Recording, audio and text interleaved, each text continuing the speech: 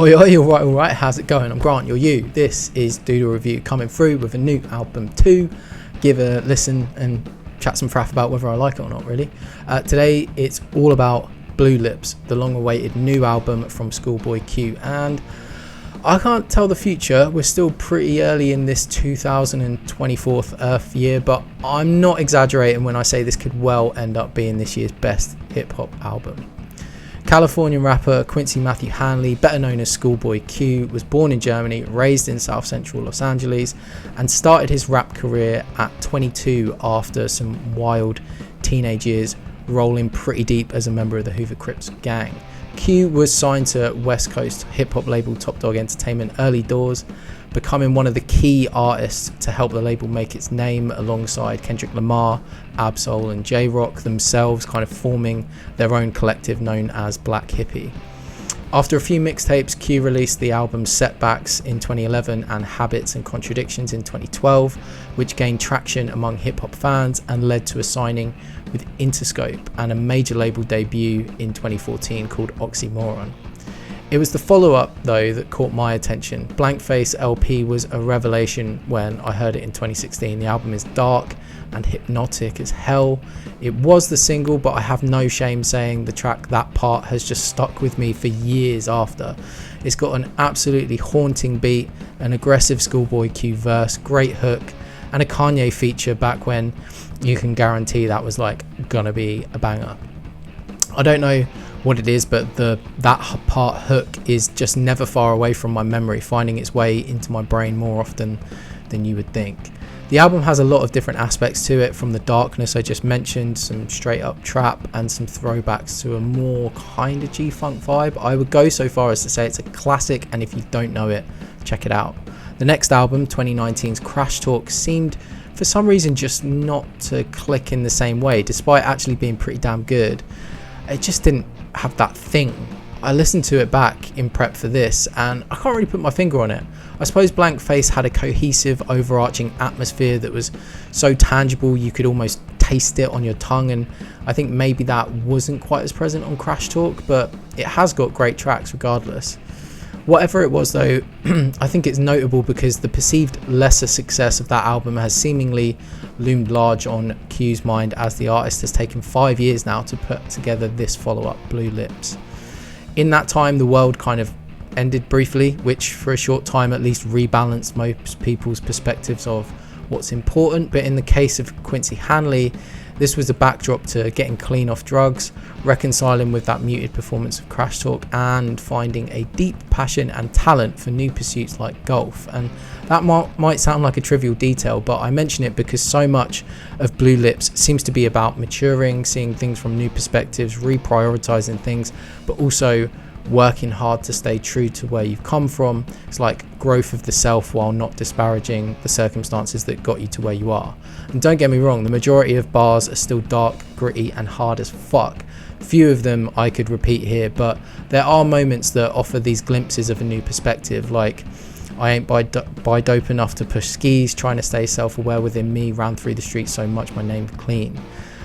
This is on the track Foe, where Q makes it known that his days hustling are behind him, but kind of reiterates that he very much did his time. On Blue Slides, the rapper alludes to the passing of his close friend and peer Mac Miller, talking about this as a wake-up call to kind of get off drugs and how this affected his mental health. Cooties references Q's concerns about his daughters attending public school when mass shootings are still so rife. Yin 101 compares his various come-ups in life, from the streets to rap and now golf, and Germany 86 is a tribute to his mother and family. These are the little pockets of sensitivity inside this album that overall very much still carries itself with a lot of bravado, a lot of swagger and a lot of intensity. Pop is a dark banger about getting paid, whether that's in the streets or touring the world. Ohio talks about using that money to live an unapologetic life of luxury. Time Killers reflects on the long-lasting scars of growing up in an environment filled with death, danger and violence, and Pig Feet is basically a 2024 ACAB anthem. While Q very much embraces where he's come from, it doesn't mean he's without some criticism. The track First is probably one of the most like alpha braggadocious tracks on the record, but there's a real sense, to me at least, that he's kind of almost mocking this previous outlook. The chorus is delivered and produced with this quite childlike spin, such that it's almost mocking what is being said, kind of lampshading the immaturity of that perspective. To me, the record as a concept is kind of about how you might elevate yourself into different situations. You might grow as a person, but there are aspects to your life that are everlasting, things that always stay with you. In ScHoolboy Q's case, he came up hard in the streets, and that's so ingrained within him, his lips are crypt colour blue. The greatest success of the album is how it actually merges these opposing perspectives of dark and light, sometimes on the same song. If I could describe the album musically, it's like a mix of the luxury European traveller vibe of Tyler's Call Me If You Get Lost, blended with the hard horrorcore of a group like Gravediggers.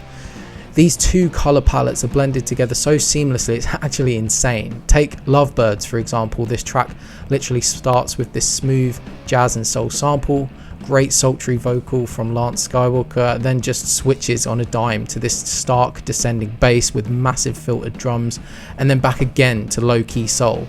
Musically, it's pulled off without a hitch, but the change in mood makes your head spin, and this happens multiple times throughout the album. Instrumentally, I'd say my favourite is probably the track Foe, or if that's how you say it. Once again, it starts with this laid back soul, then switches to this haunting vocalised melody which runs through the whole track, and then all of these filtered break beats come in and out, providing the perfect energy to support great flows from Q and a feature from Ab-Soul. If I was to make any complaints, it would be that a couple of tracks or parts that are really cool I'd cut short. You know, Rico Nasty's feature on Pop feels like she's just getting going. Q barely shows up on the track Movie, and the final track Smile is one of my favourites but ends as quick as it starts. This is a long album though, so to try and fit all of these extra parts would be a pretty tall order, especially when there aren't really any tracks I'd feel that good about cutting either. All in all, this album is sick. I'm feeling an 8.8 right now, but this could be one of those that grows in stature over time. Check this out if you liked, or if you like this, check out Katoilo Ayoko. Definitely give a listen to Blank Face if you haven't, or if you know it, it's probably about time you put it on again. The softer moments of this one definitely remind me of Call Me If You Get Lost by Tyler, the Creator, and the introspection reminds me of Vince Staples' Ramona Park, Broke My Heart. Other than that though, time to knock it on the head. That's what I think. Tell me about you. Tell me how you feel in the comments below while you're messing about with clicks, taps and all that stuff down there. Hit the subscribe button, I'm sure there's one kicking about down there. Subscribe, share some thoughts, show some love, or just hold some abuse in those comments, and I'll see you in the next video. Cheers mate, bye.